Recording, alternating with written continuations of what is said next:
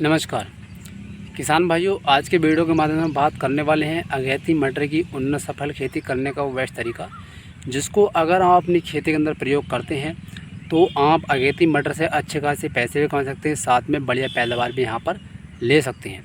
तो आज का वीडियो आप कंप्लीट देखिए। आज के वीडियो के माध्यम में आपको बताने वाला हूँ किस प्रकार जो है आपको अगेती मटर की खेती करनी है, ज़मीन की तैयारी कैसे करनी है, फर्टिगेशन कैसे करना है, देखभाल कैसे करनी है और इस पर शेड्यूल कैसे चलाना है, ताकि हमारी फसल अच्छी तरीके से ग्रो कर सके और हमें किसी प्रकार की कोई समस्या यहाँ पर फसल से ना हो। तो नमस्कार, मैं राजकुमार सैनी स्वागत करता हूँ अपने YouTube channel Saini agriculture expert में। किसान भाइयों, वीडियो अगर अच्छा लगे तो वीडियो को लाइक कर देना और इस चैनल पर अगर नए जुड़े हैं तो चैनल को सब्सक्राइब भी यहाँ पर कर देना, ताकि इस तरीके की और वीडियो आपके पास पहुँच सकें। सबसे पहले हमने देखा है कि हमारे किसान भाई करते क्या हैं, अगेती फसल के चक्कर में, अच्छे मुनाफे के चक्कर में जल्दबाजी में खेती तो कर देते हैं, लेकिन उनकी मटर की फसल में या तो ओक्टर हो जाता है या फिर पीलेपन की समस्या आती है या फिर फसल यहाँ पर ग्रो ही नहीं करती, जिससे आगे चलकर काफ़ी नुकसान भी यहाँ पर हो जाता है। ना तो उन्हें उत्पादन सही मिलता है और उनका खेत एक तरीके से कह सकते हैं खाली यहाँ पर रह जाता है।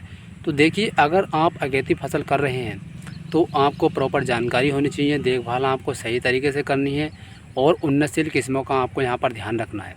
तो चलिए शुरू करते हैं। तो सबसे पहले हम थोड़ी सी बात करते हैं अगेती समय के बारे में।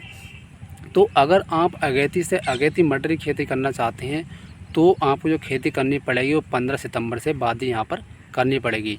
तो जैसा अभी आप देख पा रहे हैं, अगस्त का महीना चल रहा है, तो अगर हमें मटर की खेती करनी है तो हमें तैयारी यहाँ पर पहले से करनी पड़ेगी, ताकि हमारी फसल हो अच्छी ग्रो हो और साथ में उसके अंदर कोई भी रोग यहाँ पर ना आए।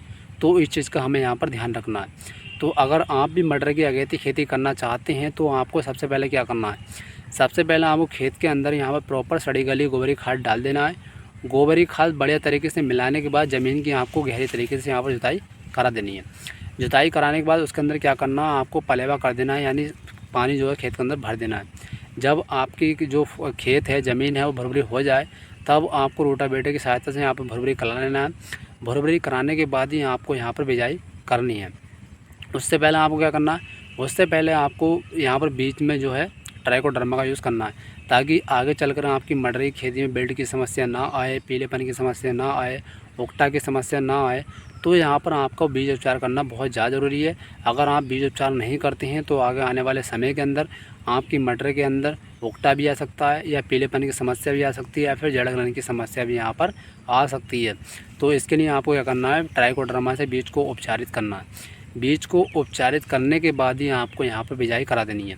अब वहीं पर होता है कि कुछ किसान भाई बीज उपचार करते नहीं है, सीधे सीधे ऐसी मार्केट से बीज लाते हैं और ऐसे कि ऐसी उसका क्या करते हैं, बिजाई करा देते हैं। अब आगे चल कर गर्मी का जब मौसम आता है, थोड़ी गर्मी रहती है अक्टूबर सितंबर के महीने में भी, तो होता है क्या, उनकी मटर जो है या तो पीली पड़ जाती है या फिर उसके अंदर उक्टर हो जाता है, फिर उसके अंदर ग्रो ही नहीं होती। तो ये गलतियाँ आपको नहीं करनी है। पहला आपको गोबर की खाद मिलानी है, उसके अंदर पलेवा करना है। पलेवा करने के बाद जब आपकी ज़मीन खुशक हो जाए, बढ़िया हो जाए, तब आपको यहाँ पर मटर की बिजाई करा देनी है, वो भी ट्राइकोडर्मा का इस्तेमाल करने के बाद। ट्राइकोडर्मा क्या होता है, बेल्ट की समस्या को रोकता है और जो पीलेपन या उक्टे की समस्या अगर आपकी खेती में आती है तो उसको भी रोकने का काम ये करता है। तो इस चीज़ का आपको यहाँ पर प्रॉपर ध्यान देना है। उसके बाद में आपको क्या करना है, जब आपकी मटर की खेती के अंदर अंकुरण होना प्रारंभ हो जाए, जमनी शुरू हो जाए, तब आपको यहाँ पर एक फंगिसाइड डालना है, ताकि उसके अंदर पीलेपन की समस्या ना आए या किसी प्रकार का उसमें उक्टा रोग ना आए। तो वहाँ पर आपको क्या करना है, रेडोमिल गोल्ड की एक पुड़िया लेनी है, यानी 15 लीटर पानी के अंदर, 15 से 20 लीटर पानी के अंदर जो 50 ग्राम का रेडोमिल गोल्ड का पाउच आता है, वो यहाँ पर आपको डालकर स्प्रे कर देना है। तो उससे होता है क्या, जो फंगस की समस्या आती है वो भी ख़त्म हो जाती है। साथ में अगर किसी प्रकार की बेल्ट की समस्या आ रही है या पीलेपन की पौधे के अंदर समस्या आ रही है तो वो भी यहाँ पर नहीं आती। और उसके बाद में जब हमारी फसल 15 से 20 दिन की हो जाती है, तब हमें क्या करना होता है, तब हमें क्या करना है, उसके अंदर हल्का सा हमें फुहारा लगवाना है मटर के अंदर, ताकि हमारी मटर में कोई नुकसान ना हो। और हमें यहाँ 3 से 4 केजी प्रति बीघे के हिसाब से यूरिया का इस्तेमाल करना होता है और साथ में हमें एक के अंदर 5 से 6 केजी यहाँ पर माइक्रो न्यूट्रिएंट का इस्तेमाल कर देना होता है। तो इससे होता है कि अगर हम ये खेती के अंदर डालते हैं तो यूरिया क्या करता है, उसके अंदर नाइट्रोजन होती है, साथ में जो हम माइक्रो न्यूट्रिएंट डालते हैं तो उससे पौधे को सारे पोषक तत्व मिल जाते हैं। साथ में अगर हम फुहारा लगवा देते हैं तो हमें सिंचाई की ज़रूरत भी नहीं पड़ती। तो इस वजह से हमारे मटर में ग्रोथ भी अच्छी होती है। साथ में माइक्रो न्यूट्रिएंट जो होता है वो जितने पोषक तत्व होते हैं उसकी पूर्ति कर देता है और यूरिया सिंचाई के साथ मिलने के बाद बहुत अच्छा रेट हमें यहाँ पर देता है। तो इन चीज़ों का आपको इस्तेमाल कर देना है।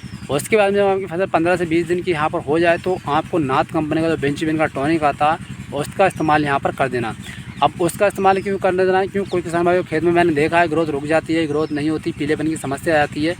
तो अगर हम नाथ कंपनी का बेंचविन का यूज़ करते हैं तो उससे होता क्या है, उसके अंदर nitrogen, calcium, vitamin, protein, amino acid, folic acid, calcium, ये सारी चीज़ें उसके अंदर प्रचुर मात्रा में पाई जाती है। तो वो क्या करता है, टॉनिक के साथ साथ फर्टिलाइज़र का काम भी करता है।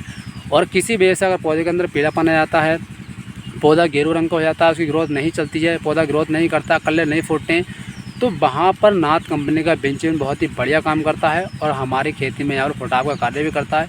साथ में फर्टिलाइज़र के साथ साथ वो टॉनिक का काम भी यहाँ पर कर देता है। तो हमें करना है, हमारी फसल 15 से 20 दिन की हो जाए तब हमें यहाँ पर बेंचविन का इस्तेमाल कर देना है। और हमें ध्यान रखना है कि हमें मटर की खेती के अंदर अगर हम अगेती खेती कर रहे हैं तो 20 से 25 दिन के अंतराल हमें 2 फुहारे यहाँ पर लगवा देने हैं ताकि हमारी खेती में नमी प्रॉपर रहे।